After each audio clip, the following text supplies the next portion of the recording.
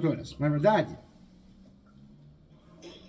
Eu não consegui ouvir, doutor. Eu falo que hoje em dia não é só a saúde física, né? Mas a saúde psicológica que a gente precisa tomar cuidado na advocacia, não é verdade?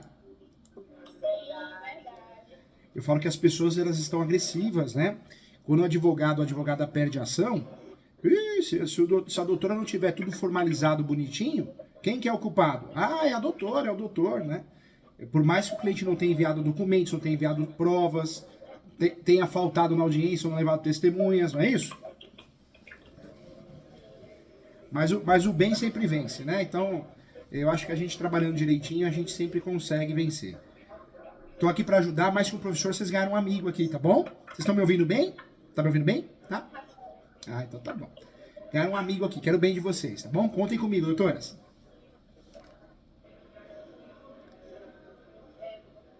Doutor, um minutinho só. Vai colocar o fone. Tá bom, tem um barulho aí, né? O pessoal tá fazendo uma feira.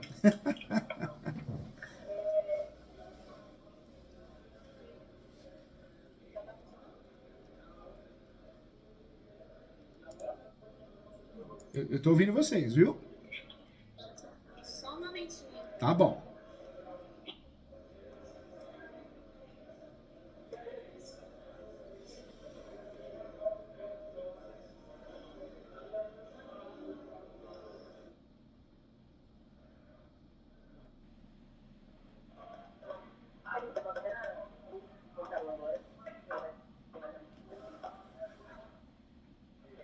Agora. Ah, agora tá ótimo.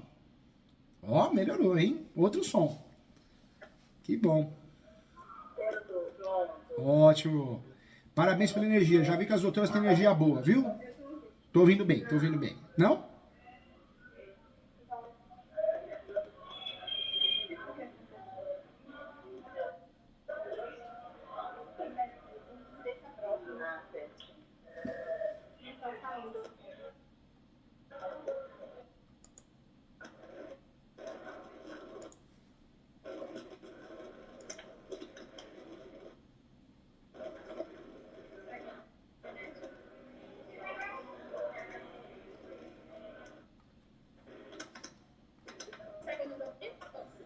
Tô ouvindo sim, doutora.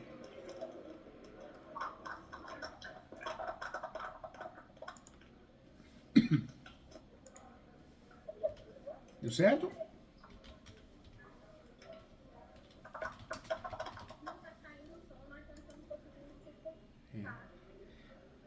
Acho que tá tendo uma convenção aí, não tá? Vamos ver. Tá bom, fica à vontade. Quer que eu tente pelo WhatsApp? O vídeo talvez seja mais alto o som. O que vocês acham? Quer tentar? Deixa eu pedir pra Maria aqui, quer ver? Só um minutinho.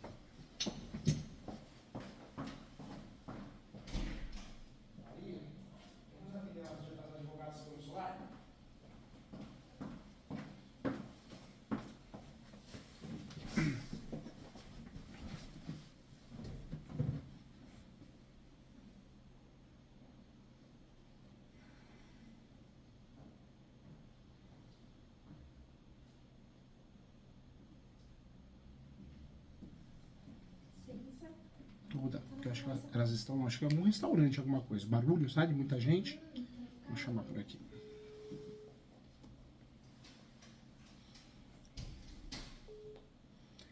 Oi, doutoras. Dá pra ouvir melhor agora? O que as doutoras acham? Agora dá, mas tá baixinho ainda. Tá baixinho? Eu falo bem alto para ajudar. Porque o WhatsApp, a plataforma é muito boa, mas o WhatsApp, ele é maravilhoso, né? O vídeo do WhatsApp é... Contem comigo, eu vou falando bem alto, qualquer coisa eu repito para ajudar, tá bom?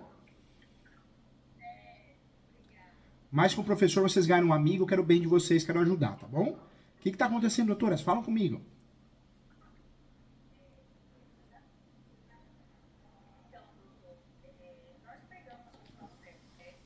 É. Do meio já no final e iniciamos, né, na fase da audiência de conciliação. Nessa audiência, o advogado, nós éramos representantes da parte ré, porque, na verdade, era discussão sobre um imóvel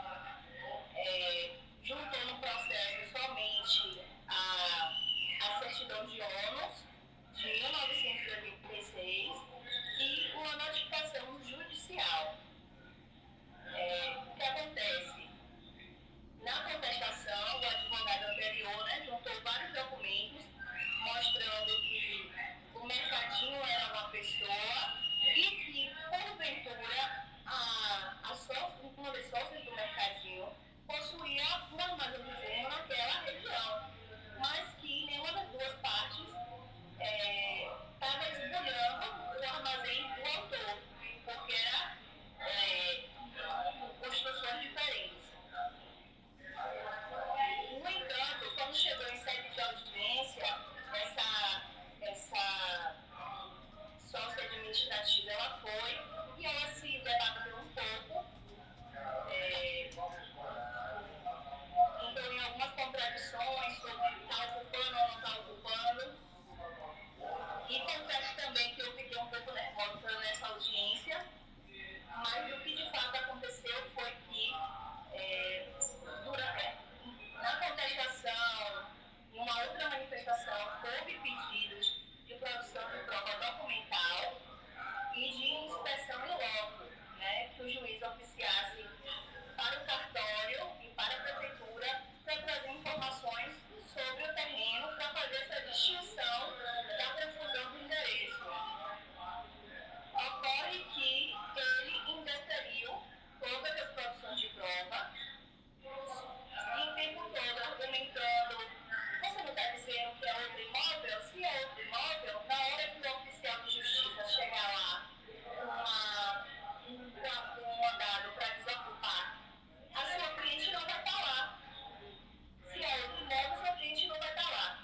Só que o que pegou para a gente nesse processo é que a parte ré pegou, a parte autora pegou uma foto do Google da fachada do armazém da nossa cliente, da sócia da nossa cliente, e juntou no processo como se fosse a frente do armazém deles. Nossa. Então a gente imagina que eles desconheça, né, exatamente qual é o armazém.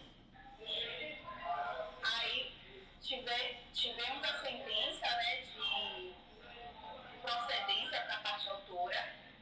Antes da sentença, nós fomos até a cidade, conversamos com o juiz, fizemos fotografia, vídeos, jogamos tudo no processo, tentamos conversar com ele e ele não foi assim disponível, o tempo todo insinuando que a cliente estava mentindo e tudo mais. E então nós entramos com um agravo também de instrumento, mas esse agravo ficou lá em cima na segunda. Primeiro, quando ele foi distribuído, ele caiu na Câmara da mãe do advogado, no gabinete da mãe do advogado. Aí ela declinou a competência, né? Porque sempre era suspeita. Aí foi pra lá e ficou lá em cima, semanas e semanas. E aí, quando foi o caso de sair a sentença, uns 4 dias depois, o juiz, o desembargador, julgou o agravo prejudicado. Aí nós estamos agora correndo atrás da apelação. Doutoras, com muito carinho, hein? Melhorou, agora melhorou bastante o som. O que eu queria falar para as doutoras? Quando alguém induz a erro o Poder Judiciário, dá para a gente trabalhar com o ato atentatório à dignidade da justiça, que é o artigo 77. Então, sempre que o colega, né, através do seu cliente, ele criar uma história, inventar uma história para induzir o Poder Judiciário, dá para a gente pedir a aplicação da multa. Ato atentatório à dignidade da justiça, o artigo 77. Esse argumento é um argumento interessante para trabalhar na contestação, mas também no recurso também. No recurso que as doutoras vão fazer, provavelmente, o recurso de apelação, dá para abrir um tópico do ato atentatório à dignidade da justiça. Informar que a história tentou induzir a erro, falar da foto, que a foto não é a foto que corresponde ao imóvel, e pedir a aplicação dessa multa, conforme o artigo 77 do Código de Processo Civil, ato atentatório à dignidade da justiça. E tenta nesse recurso também separar bem os conceitos, né? Esbulho é uma coisa, turbação é outra. O esbulho ele ocorre, ele se caracteriza pela ofensa, normalmente pela ofensa ao direito de posse total ou do bem. E a turbação é diferente, a ofensa do direito de posse, de forma parcial. Então tenta trabalhar isso no recurso também. Agora, doutora, me fala uma coisa, o cliente, ele tem um registro da propriedade ou ele tem a posse? O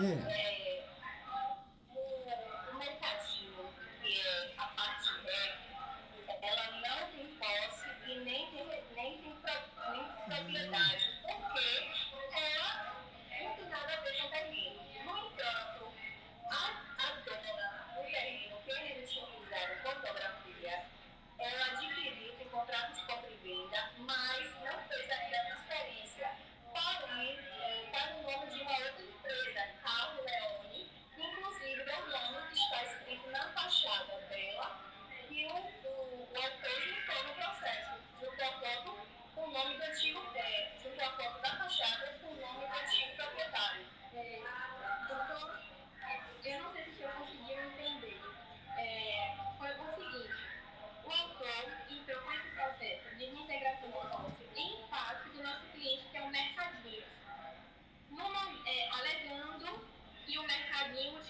terreno dele de forma indevida e a única prova que ele juntou para comprovar a posse foi a escritura de propriedade do imóvel.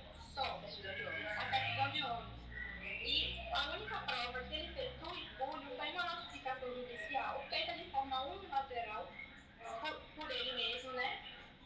Para provar o espúlio e a perda da posse. Então ele só tem essas duas provas. Na contestação, quem estava nesse processo foi meu pai. Ele faleceu há um ano, então a gente pegou o processo no meio dele. Na contestação, meu pai, para defender o mercadinho, informou ao juiz que, embora o mercadinho nunca tivesse feito posse, tivesse tido qualquer imóvel que fosse pertencente ao descrito na inicial, que fosse pertencente ao autor, o mercadinho, uma vez, durante poucos dias e alguns anos atrás, se utilizou de um mesmo imóvel que fica localizado na mesma rua do imóvel do autor. Na mesma rua do imóvel do autor, existem vários armazéns. O imóvel do autor que ele alega que foi expurgado é um armazém de fumo.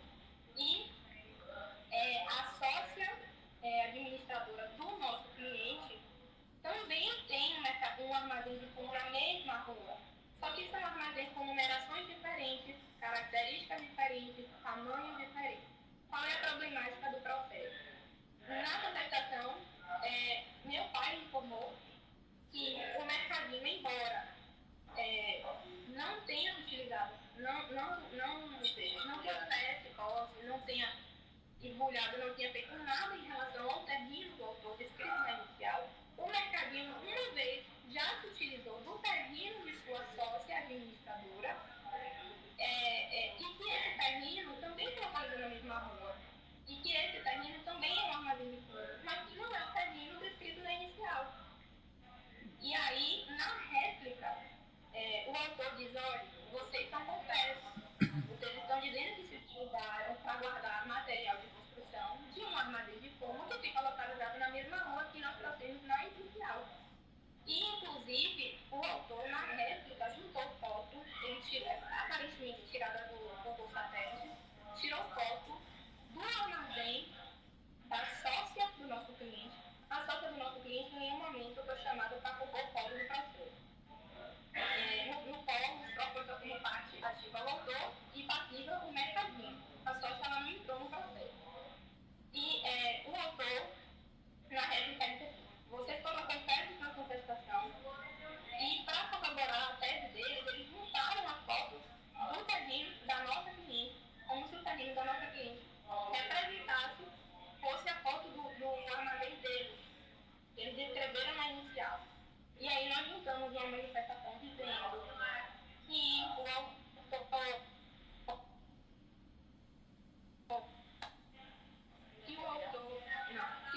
parece desconhecer sobre a fachada do seu armazém e que isso consequentemente, colabora para a ideia de que ele nunca exerceu a posse do imóvel. Porque como é que ele não conhece a fachada dele? Como é que ele fez confusão do imóvel? Parece, o que fica parecido é que ele adquiriu o imóvel há alguns anos atrás. E nem sabe onde é, né? Não, embora ele saiba onde é, porque ele trouxe o endereço tudo direitinho, ele pegou inclusive a foto do imóvel da sócia do cliente, do mercado do réu, que fica na mesma rua, mas ele desconhece sobre a fachada. Então, isso a gente usou na apelação para falar que colabora com a tese de que ele nunca exerceu a posse, né, do imóvel, simplesmente comprou, abandonou alguns anos atrás e não tem.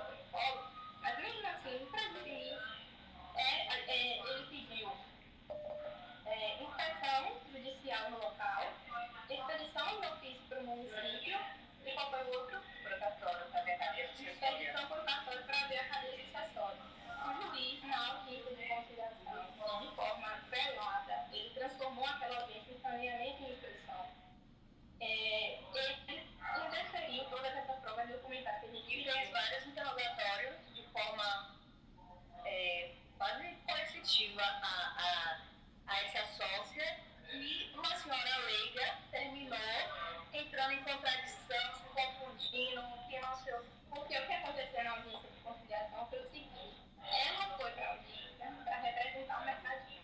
Eu acho que isso foi um erro nosso, a gente podia ter chamado o outro sócio para ir para a audiência, para não confundir a pessoa dela, física, com o mercadinho que ela representa, né? Porque ela que é dona de um terreno lá e não o mercadinho. Então ela foi para a audiência, o autor não compareceu, quem compareceu foi somente o advogado dele. O advogado disse: olha, por se tratar de audiência de conciliação, não precisa que meu cliente esteja aqui porque eu tenho poder para representá-lo. Só que o que foi que aconteceu? O juiz converteu de forma velada, porque ele não expressou, essa audiência em saneamento e instrução e passou a colher o depoimento pessoal da nossa cliente e, inclusive, o advogado do autor pediu ao juiz que ele fizesse perguntas para a nossa cliente. Então, saímos em prejuízo, porque a gente não conseguiu colher o depoimento do autor porque ele não estava lá. É isso? Um erro aparente, depois que nós conversamos, foi que nós não fizemos protesto por cessamento de defesa na audiência, no momento em que ele indeferiu as provas, e nós não fizemos protesto para fazer com que ele cessasse as perguntas para ela, né? Fazer com que ele parasse de colher o depoimento pessoal dela. Porque o autor não estava lá, então a gente não estava em paridade de... Nossa, as doutoras passaram nervoso, né? Porque eu imagino a situação, as doutoras tentando falar: "Ô, excelência, tá errado, tá tudo errado, tá bagunçado aqui." E o juiz, a juíza, às vezes arrogante, né? Não dá atenção. O cliente muitas vezes fica numa situação: será que quem tá certo aqui? Que situação que as doutoras passaram, hein? É pra fazer teste de fogo mesmo, hein? Aí, a partir disso, porque o juiz tem que voltar dizendo: olha, eu vou sentenciar. Ele estava assim numa conversa muito paralela com o advogado do autor. Ele, na verdade, parecia que ele não estava conduzindo a audiência, que quem estava conduzindo era o advogado do autor. E ele, conversando com o advogado do autor, disse: olha, eu vou sentenciar logo nessa semana, tem urgência em sentenciar. Então, o que foi que nós fizemos? Diante da palavra dele de que ele ia sentenciar na mesma semana, corremos para entrar com um agravo no instrumento, para pedir lá em cima que fosse anulado, fosse deferida a produção de provas para ele. Porque se a gente conseguisse provar que a foto que eles estão alegando, a foto que eles trouxeram, para alegar que aquela foto corresponde ao terreno do escritura inicial, em verdade corresponde ao terreno de Tailândia, que é a sócia administradora do mercadinho, a gente ia conseguir provar que o mercadinho, quando se utilizou do terreno dela para guardar material de construção, não praticou esbulho em relação a ele, não praticou nada do que ele alega na inicial. Doutor, independente dessa discussão de posse, se teve esbulho ou não teve, né, porque eles afirmam que estava invadido, que estava usando, na sentença, o juiz ele começa falando sobre posse, depois ele fala sobre domínio e usa a súmula do 487 do STF para poder fundamentar a sentença, e começa a trazer a história da sócia administradora para ajudar na fundamentação, falar sobre a escritura dela, que não tem validade e tudo mais. Porque o que foi que ele entendeu? Ele entendeu que ele confundiu as pessoas. Quando ele colheu o depoimento de Tailândia, que é a sócia administradora, ele entendeu que ela estava, em nome do mercadinho, confessando que tinha propriedade sobre o mesmo imóvel na inicial. Então, ele entendeu que estava se tratando de disputa pela posse com base no domínio. E não é o caso. Nossa, que confusão. E sobre um processo bastante confuso. Confuso, E né? sobre essa confusão de imóveis, de endereço, ele na sentença ele fala: não acho que seja crível que o autor não conheça a fachada do seu próprio imóvel. Então, como se fosse uma coisa impossível de acontecer.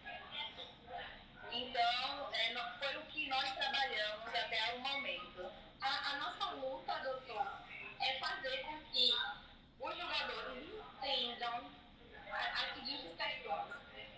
O mercadinho nunca esteve em posse, nunca praticou escolho acerca do terreno descrito na inicial.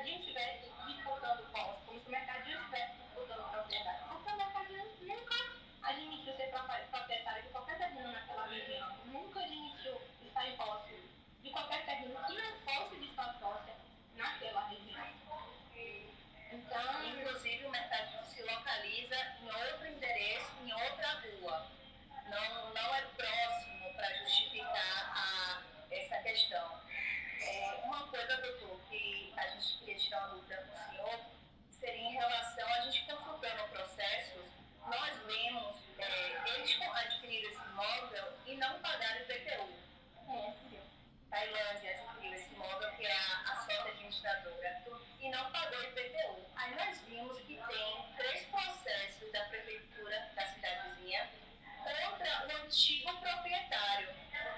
E eu achei interessante juntar a certidão da dívida ativa, porque mostra que a certidão da dívida ativa pertence ao Carlo Leone e que tem um endereço que a Tailândia, a sócia administrativa, afirma que é o imóvel dela, diferente do autor. E também não havia, e eu também a gente usa como argumento de não ter havido espúlio, supondo que o armazém seja o mesmo, porque o armazém está em ruína, só tem parede, não tem telhado, lá dentro está tomado por mato. Então, eu juntei 3 certidões de oficial de justiça que vai até o local para entregar o mandado da ação de execução da dívida ativa e não encontra ninguém. Aí eu queria saber se isso seria um prejuízo ou é interessante realmente juntar esses processos, mostrando que, de fato, a Carla Leone até então era a proprietária e não o autor. E realmente o autor ele não entra na cadeia sucessória desse imóvel. Porque esse imóvel, a pessoa que vendeu, a empresa que vendeu esse imóvel para a sócia do réu é a Carla Leone. E o nome dela, Carla Leone, consta até hoje na fachada do imóvel. A foto que o autor juntou a lei do Ministério dele, tem o nome lá em cima, Carla Leone. Então a gente ainda usa esse argumento para dizer, olha, aqui está o documento que o juiz disse que é um mero documento de promessa de compra e venda. Aqui está o documento de concessão, a certidão de ônus informando que Carla Leone vendeu para a Tailândia. Tailândia sócia do réu. E que na fachada do imóvel que o autor juntou a foto, a brigadeiro dele, está escrito exatamente Carla Leone. Então isso faz uma prova ao nosso favor e desfavor dele também. Entendi. Doutoras, algumas perguntas para poder ajudar muitas doutoras, que é um caso complexo, interessante, hein? Tá dando trabalho, né? Eu falo que a cabeça ferve. Deixa eu fazer uma pergunta. Foi uma confusão danada essa audiência, né? O juiz demonstrou ali tá perdido. E é uma realidade no Brasil, né?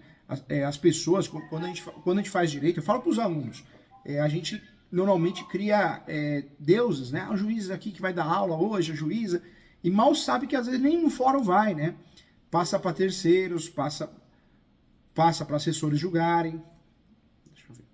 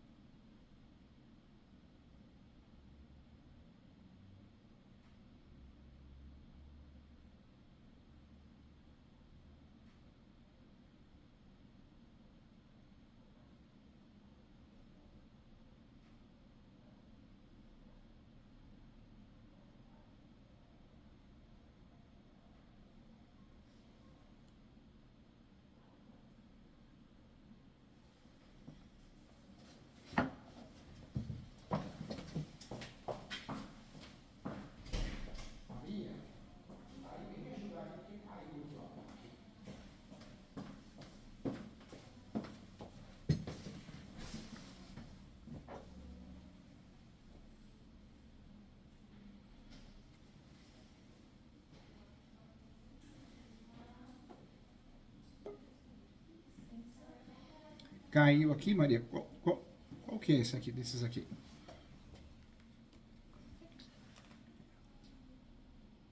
Camila. Ah, Pode tá. ligar já? Pode ligar, pode ligar.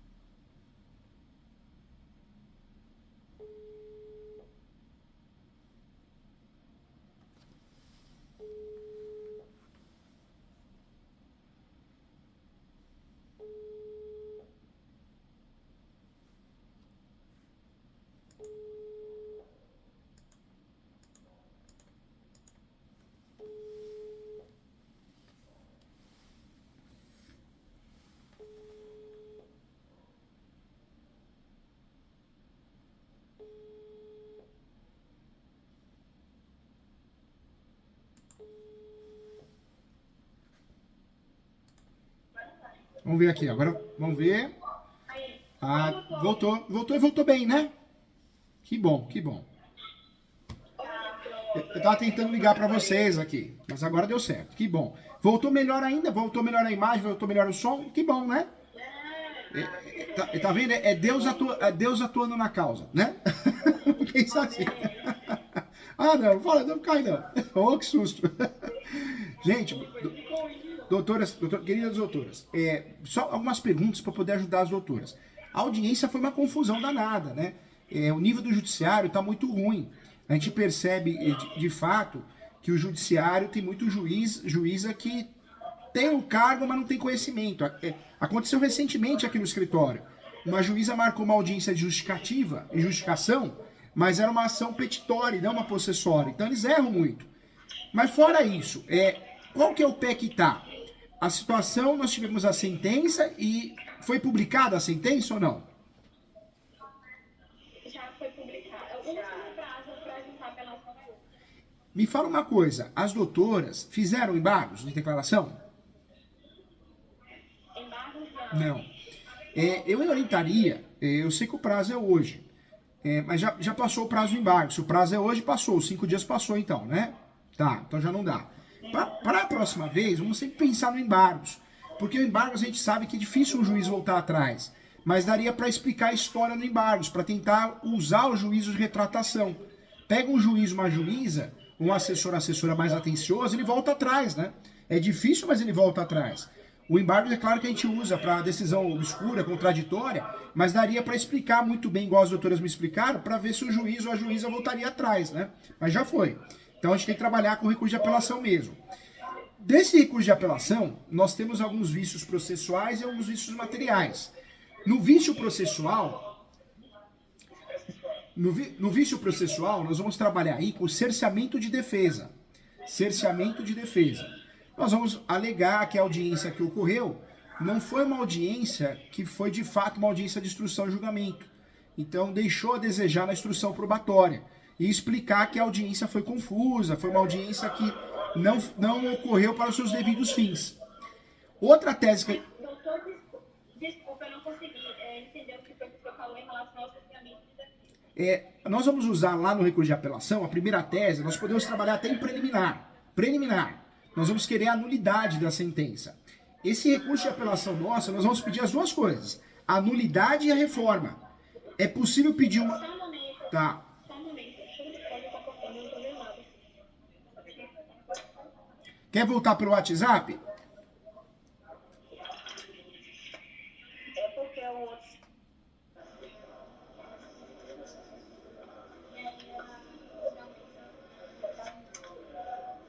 Pode falar, doutor, sobre os vícios processuais.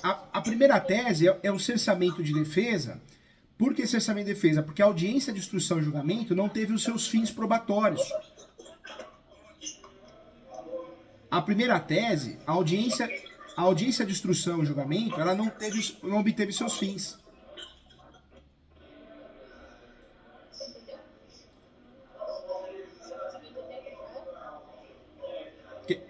Quer que eu tento por aqui? Quer que eu tento ligar por aqui? Vocês acham que tá melhor aqui? Oi, doutor, um minutinho. Ó. Tá com dificuldade. Eu tô ligando por aqui, ó. Ó. Vamos tentar por aqui? Vamos lá, vamos tentar por aqui para estar melhor. A primeira tese que nós vamos usar é o cerceamento de defesa. Porque a audiência... Não se importe de nos ver, porque a gente vai botar perto do ouvido para conseguir... Tá bom, fica à vontade, tá? Não tem frescura não. Somos uma equipe para resolver o caso juntos. Nesse caso, vamos usar a tese de defesa, gente. A tese tem que ser usada, de fato, ela é importante, é uma tese processual. Nós podemos trabalhar nesse recurso de apelação preliminar ou preliminares. Aí vai colocar preliminar 1.1 do cerceamento de defesa. Aí vai falar o quê? Que houve audiência, mas ela não foi uma audiência de instrução e julgamento. Foi uma audiência confusa. Não ocorreu o objeto da audiência, que era instrução probatória oral. Na verdade, foi uma audiência que deixou a desejar. Ela foi confusa. no sentido de não avisar que tinha testemunhas, poderia comparecer testemunhas. Ela foi confusa de fato. Tem que informar que houve uma confusão dessa audiência de instrução e julgamento com a audiência de justificativa ou justificação. Que é isso que aconteceu, né? O juiz, o Poder Judiciário, confundiu a audiência de instrução e julgamento e fez uma audiência meio que híbrida ali, meio de saneamento, uma audiência um pouco de justificativa e justificação. O juiz fez uma lambança, né? Então, o cerceamento e defesa é porque não ocorreu a audiência de instrução e julgamento conforme a sua naturalidade, conforme o seu objeto. Certo. A segunda... Certo, doutor. O que ele usou em sentença para argumentar o deferimento de produção de provas é de que a prova é feita para o juiz. Então, o juiz pode não ter interesse na produção de provas e que nós deveríamos ter diligenciado e produzido as provas que queríamos. Não, isso é um absurdo, isso não existe. Infelizmente tem muito juiz ruim, né? Ruim de caráter, ruim corrupto e ruim de entendimento, né? Não sei se ele tinha interesse na causa, amizades, teve corrupção no meio, mas isso não existe. A audiência de instrução e julgamento... Oi? Segundo a parte que já foi política na região, ele é realmente uma pessoa envolvida, né, em várias coisas de terra. Ah, então é isso. A gente acha que existe um interesse, sim. Tem interesse.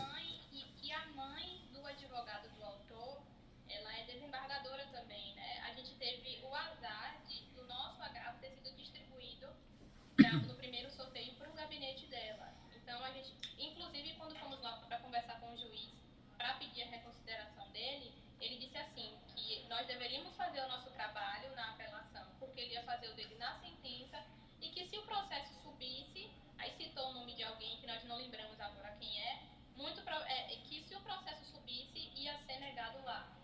Meu Deus do céu. Você vê que juiz completamente equivocado, né? Não agiu de forma neutra, né? Ele, além de fazer uma audiência totalmente estranha, dando a entender que está do lado de uma parte, ele ainda palpitou em segundo grau. Um absurdo. Isso tem que ser levado tudo para o processo, viu, gente? Tudo na recurso de apelação. Tem que ser levado, hein? Tanto é que esse recurso de apelação tem que ficar assim. Primeiro ponto, preliminar 1.1, do cerceamento de defesa. Preliminar 1.2, qual que é? Da suspensão e do impedimento do juiz. Aí pode mencionar tudo isso que ocorreu. Pode mencionar que, infelizmente, foi conversado com o juiz no dia tal, horário tal, foi feito o pedido de reconsideração, mas o juiz demonstrou interesse na causa.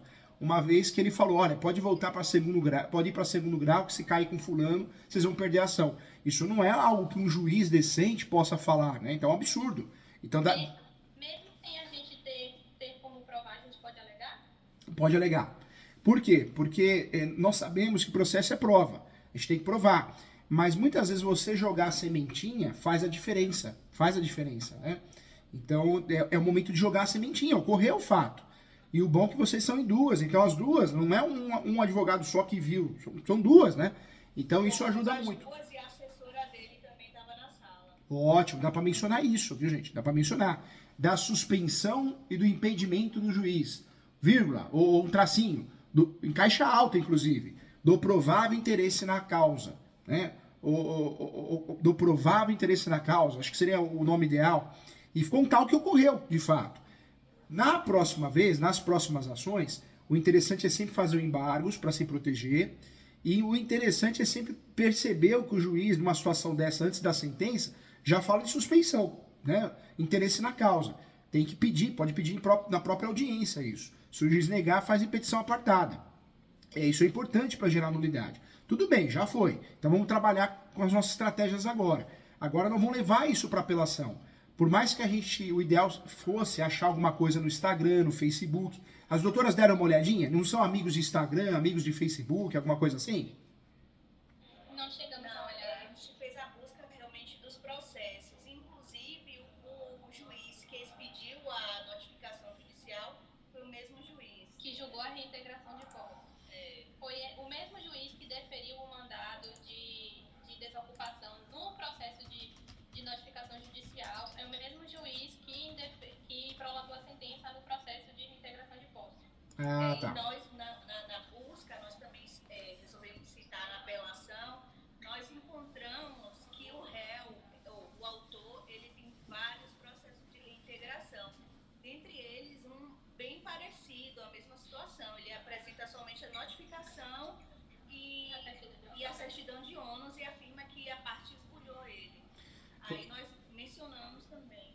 Doutoras, as doutoras não estão sozinhas, eu estou aqui para ajudar.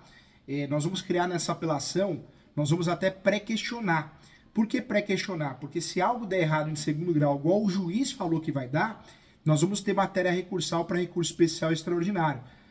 O judiciário tem muita gente boa, mas tem muita gente criminosa, né? Verdadeiros bandidos. E tem, a gente sabe que tem, né? Então é uma realidade, então a gente precisa se precaver. Eu oriento, né, no primeiro tópico é o cerçamento e defesa, o segundo é da suspensão e impedimento do juiz, tracinho, do eventual interesse na causa, e aí explicar o que aconteceu. Suspensão, ela delimita as hipóteses em que o magistrado fica impossibilitado de exercer a sua função em determinado processo. A gente teria que provar, e aí, doutoras, faz uma pesquisa rápida, às vezes parece que não, parece bobagem, mas as doutoras no primeiro acesso no Facebook ou Instagram já acham que eles são amigos, né, de redes sociais. Se achar, pronto, é uma baita de uma prova, né?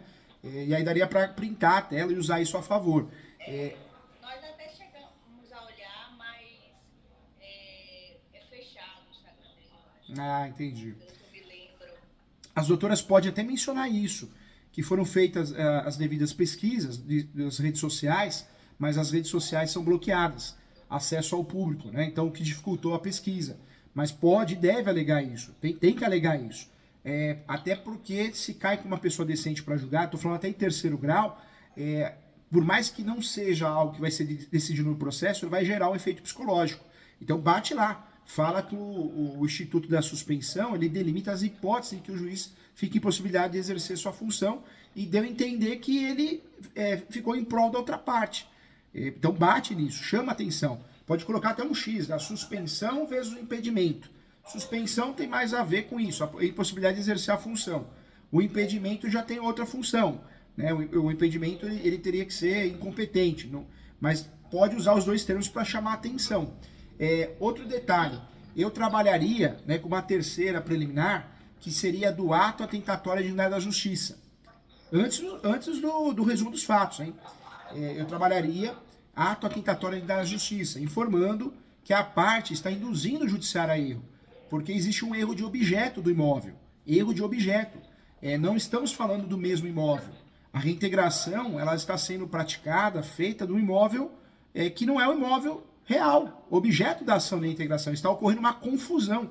Coloca isso em caixa alta. Pode ser até no título, né? Está ocorrendo uma confusão em relação ao imóvel. O nome correto, o nome jurídico é erro de objeto. Está ocorrendo erro do objeto. Depois, nós vamos entrar no mérito. No mérito desse recurso de... Oi? Ficou um pouquinho ruim e a gente não tá mais conseguindo te ouvir. Peraí que eu vou ligar de novo, tá? Fiquem tranquilos. Deixa eu tentar aqui. É que provavelmente tocou o telefone de vocês.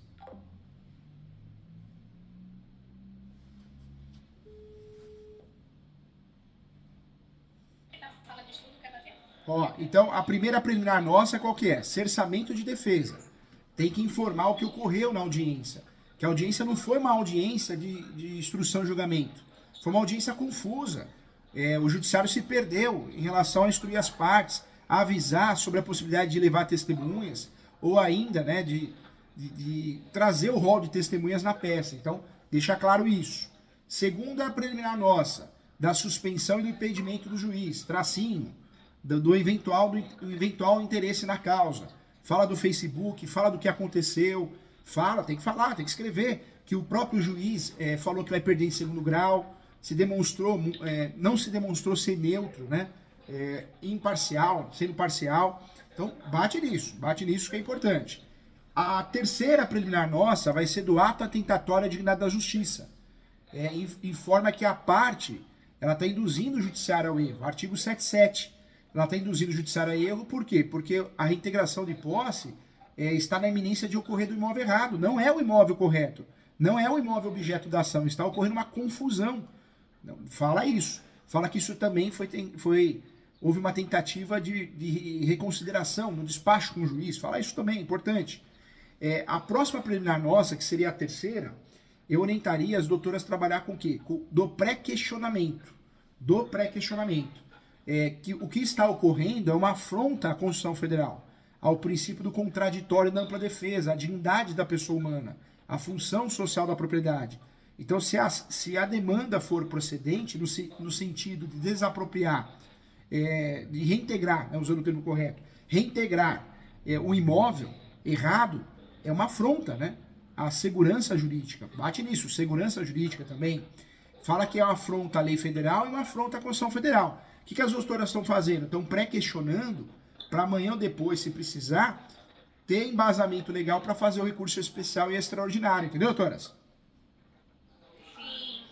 Aí nós vamos pro mérito. No mérito, volta, conta a história, conta o que ocorreu, bate na confusão, a confusão do imóvel, o erro de objeto, tudo em caixa alta, fala que o que aconteceu na audiência foi algo realmente que estranhou muito, que o juiz decidiu a causa na súmula 418, né?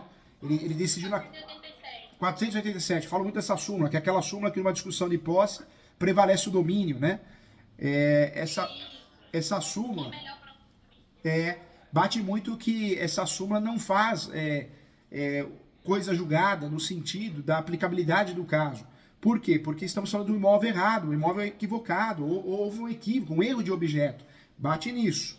E o grande segredo desse recurso de apelação, doutoras, as doutoras podem mandar para mim, tá? Eu saio mais tarde do escritório e eu respondo para vocês aqui.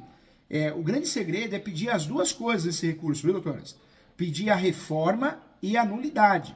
A nulidade em relação aos vícios processuais notórios e a reforma da decisão em relação ao mérito por erro de objeto. Nós, nos recursos de apelação, normalmente a gente pede ou a reforma ou a nulidade. Nesse caso de vocês vão pedir as duas coisas, viu?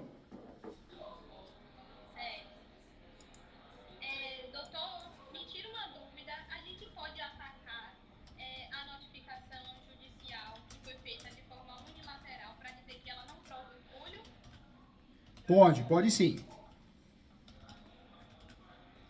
Também pode usar o argumento de que somente a juntada da certidão de ônus, que se trata em relação somente à propriedade, ela também não prova o exercício de fato da posse? Pode porque a posse é uma coisa e a propriedade é outra.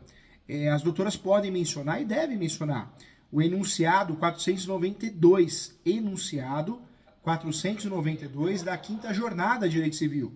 Esse enunciado fala o quê? Que a posse é um direito sui generis. Ele não está vinculado a outros direitos. Então, por mais que ele prove a propriedade, ele não vai provar posse de um imóvel, até mesmo porque tem um erro de objeto, entendeu? E bate muito nisso, viu, doutores? A culpa que a ação, existe um erro de objeto. É um erro, é o imóvel errado. Fala isso, o imóvel errado.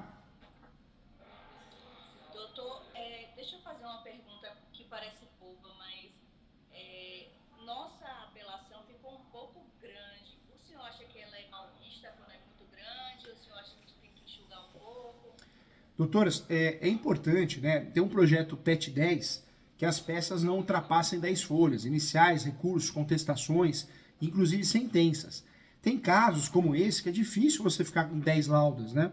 Mas eu entendo que no máximo 20 folhas. Passou disso, já fica uma peça cansativa, né?